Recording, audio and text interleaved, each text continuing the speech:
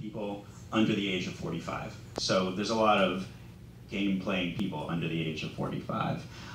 So now we know that for severe brain injury, you can usually see findings on clinical imaging. So in a CAT scan, for example, there we go. In CAT scan, you can see hematoma or diffuse damage to white matter. But for 80% of these injuries, the scans look completely clean. And that is because of a variety of mechanisms that we don't really understand. How does impact affect the neurons and their functioning? And this is a real problem in terms of real life performance and employment. So if there's no actual symptoms, if you can't actually show your employer stuff, how can you convince someone that you need time off, that you need compensation? But also in terms of therapy, if your doctor's prescribing you with medication, how do you actually know if things are getting better if you can't necessarily see things? So rather than focusing on kind of local injury, just damage to tissue at one particular place that you got hit, it's important to remember that when you get hit in the head, the mechanical shock really penetrates all sorts of structures on all sorts of scales, from the gross structures down to the fibers and up to the neurons. So actually, these are real imaging assets imported into the engine UniView, not Unity. It's for space and stuff like that. So rather than rely on clinical imaging, we're interested in possibly using function as a readout. So when there's something wrong with your car, when your car breaks down, it's not always apparent by looking at the engine. You experience it by noticing that the car doesn't work so well through function there. So people who have brain injury and other conditions, one of the most difficult tasks is sensory processing tasks. And a classic example is the cocktail party effect. So here's a little depiction of a cocktail. This is you. I mean, this is Brad. But this is you, for example, and you're talking with a bunch of people, and you're able to, if you have healthy hearing and healthy multisensory processing, you're able to attend to a single person at one time. So here's the person you're talking to. Oh my God, Brad, you always wear that shirt. Good for you. But you're also able to kind of tune out other background noises and listen in on other salient information that's possibly more relevant to you in your next behavioral steps. However, if you have injury and you have a tough time with this kind of thing, this is going to be you. This is going to be your personal hell because you're actually not able to tune out these things.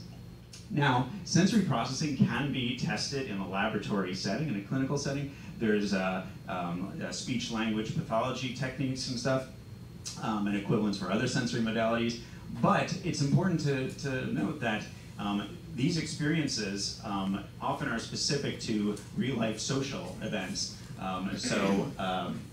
So we decided to come up with an experience, a virtual reality game where we could literally place someone in a virtual cocktail party effect. So you have the job of wandering through a crowd of people and looking to find the person who you're talking, who's interested in talking to you and has some salient information. I'll show you. You'll see a screen grab. You'll see a video sample of that next. Now, while you're making your way through this crowd, the game actually logs your trajectory that you take through the crowd. And so meandering in one area is kind of an indication of you maybe having a tough time parsing out things, if that is not where the target is. And this is similar to an approach that basic neuroscience research takes to looking at various disorders. For example, here's a movie looking at the motion of a mouse moving through a cage, and these trajectories, these maps, will change based on health condition, based on medications delivered there.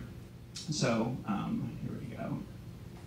Right. So in our implementation that we did at the Brain Jam, we also added an additional modality measuring the electroencephalogram, EEG, using a mobile device here. So not only were we monitoring trajectories through the crowd, but we were also logging, much as this fine fellow here is wearing everything at the same time, we were also logging the brain waves there. And so we have both the behavioral and the kind of objective brain activity with which one can do processing and possibly classify different states of brain condition.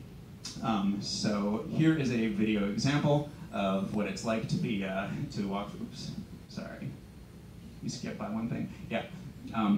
So not only can we use the EEG to also help diagnose, but we envision a therapeutic mode where that EEG information is used real time to present visually to you. If you are someone who has trouble with sensory processing and tuning out irrelevant information, you have a acute character that is showing you visual representations of various aspects of your brainwaves, focusing on components that scale with attention. So our little cute character here is called, he's a representation of rain bear, which is a combination of a reindeer and a bear. And here's a screen grab of what it's like to move through this thing. So, there we go. Okay, there you go. So here's one scene, for example, where you are in a mini talker, multiple talker situation. You're at a campground here, and you are trying to walk.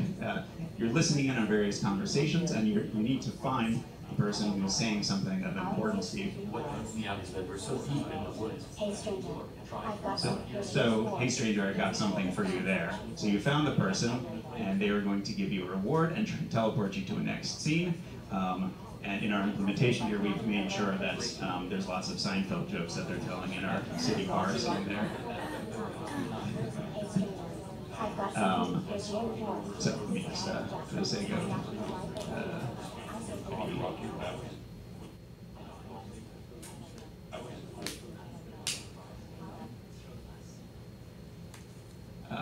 maybe I think we don't really have much time, so let me just get to the next slide.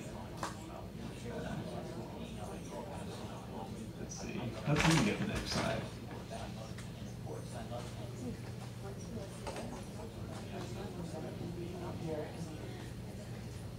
Okay, there we go.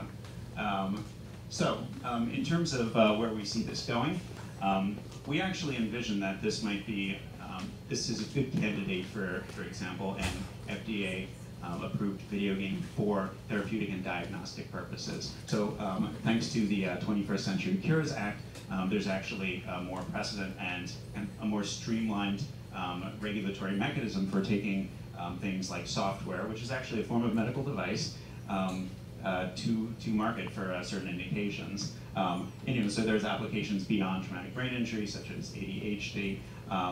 And so, I think that there's kind of a bright future ahead of us for using games for therapy and diagnosis. Yeah, so we'll see what the future holds for us. So.